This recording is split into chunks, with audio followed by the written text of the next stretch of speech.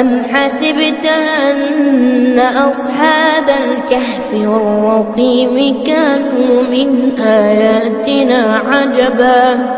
إذ أوى الفتية إلى الكهف فقالوا ربنا آتنا من لدنك رحمة وهيئ لنا من أمرنا رشدا فضربنا على آذانهم في الكهف سنين عددا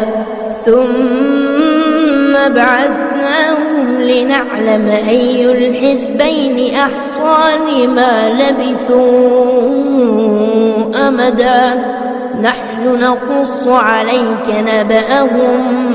بالحق إنهم فتية آمنوا بربهم وزدناهم هدى.